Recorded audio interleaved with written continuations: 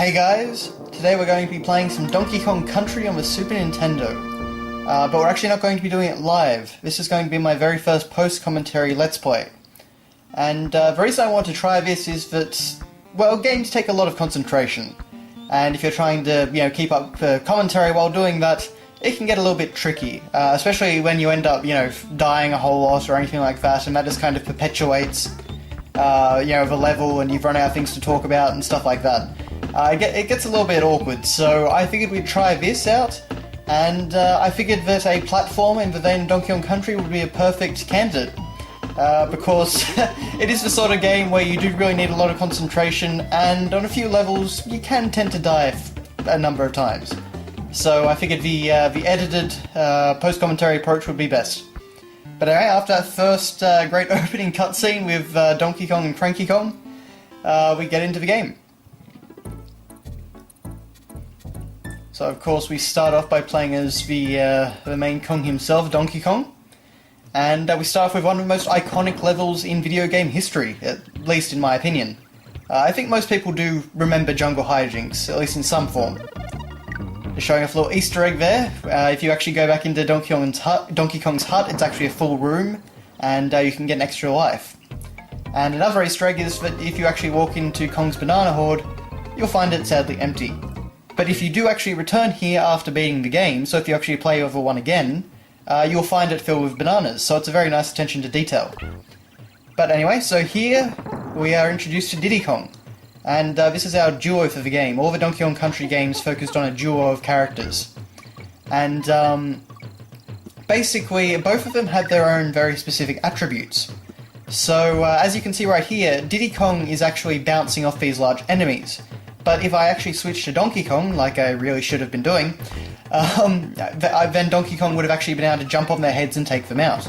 So Diddy is basically light and agile, and he's got a cartwheel attack, and he's better if you kind of want to get places fast and have a little bit more control. Whereas Donkey Kong is slower, but also heavier and kind of more on the offensive, and he's got a roll attack. So they feel very similar and they play very similarly, but they also work a bit different. So using both of them is really the way to get the most out of the game. Now, of course, you just saw that we got Rambi, the Rhino, and he just uncovered a bonus room for us. And there are plenty of bonus rooms in the game. As you can see, I've kind of failed at that one. I accidentally hit a barrel while falling down. But basically, you can gain little prizes for it. And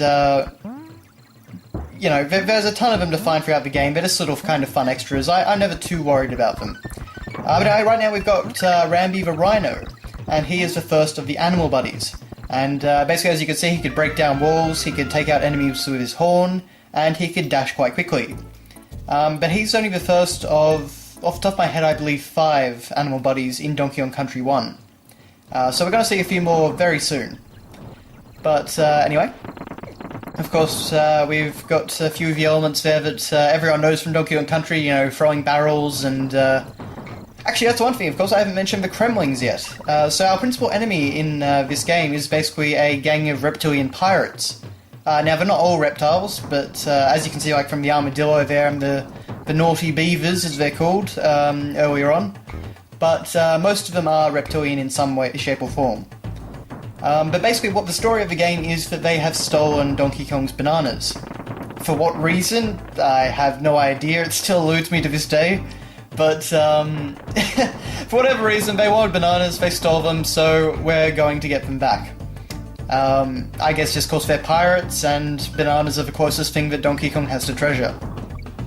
But anyway. One of the things I really like about Donkey Kong Country is that we introduce a new element in most of the levels. So going through here, we had the introduction level, which just introduced us to the the 2 characters, as well as Rambi the Rhino with the animal buddy, and that level there, Ropey Rampage, introduced us to the rope swing mechanic. So each level kind of likes to add something little. And there are a lot of mechanics in this game which appear once and then never appear again, or at least not in quite the same way. So it's it's a game with a lot of variety. Anyway, after paying a visit to Cranky Kong, who didn't really have much to say to us that time, we head on to Reptile Rumble.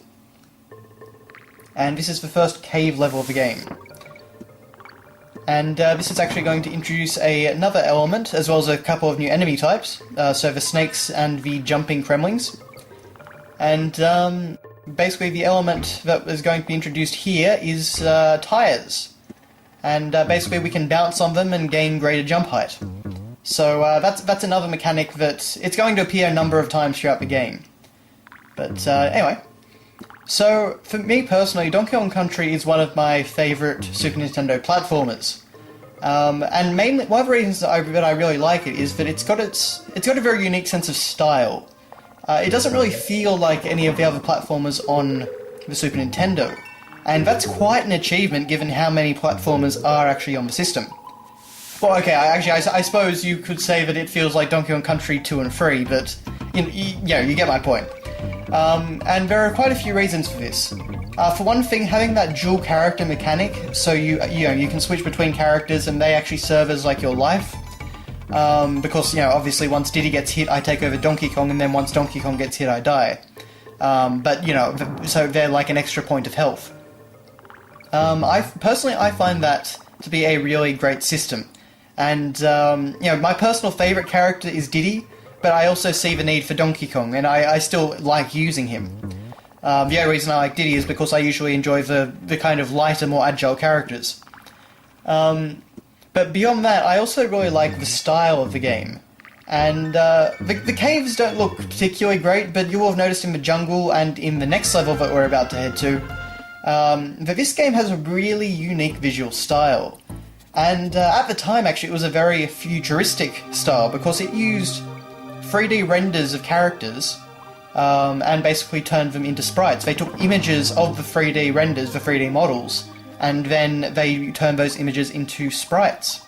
That could, and then of course had to change the color scheme to 16-bit, but it's got a very unique look to it, and a very kind of like a darker look than what you'd normally see from a platformer. Like the color palette is much darker, and everything's kind of a bit more gritty and realistic. It's an interesting visual style for a game of this era, and for a game of this genre as well. And personally, I don't know, something about it really appeals to me. I think part of it is just the fact that it is more unusual, but when Donkey Kong Country Returns actually didn't have this same sort of art style, I was really disappointed. I don't mean like the pre-rendered graphics or anything, I just mean like the darker colour tones. Like it's still a very colourful game, it just uses kind of darker tones. And I don't know, the other big thing about the presentation that I really like in this game is the atmospheric music. And this level right here, which is playing the track Aquatic Ambience, it is really the epitome of what I'm talking about. You get such a feeling of the... you just get such a feel for the atmosphere of the game world through the tunes. And it really draws you in a way that, platformers don't normally do.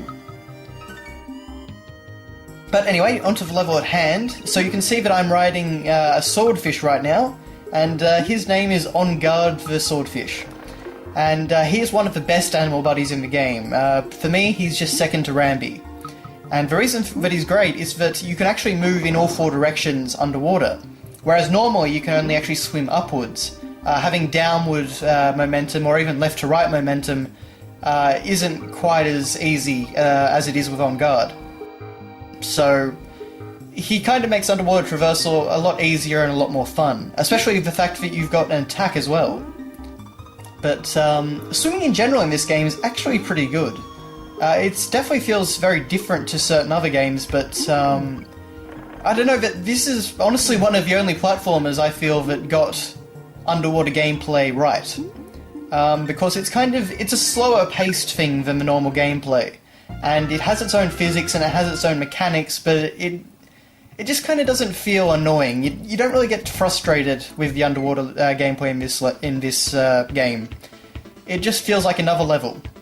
Anyway, we just stopped by to Funky's Flights, and he basically offers a service where you can fly around the island to any world and any level within that world.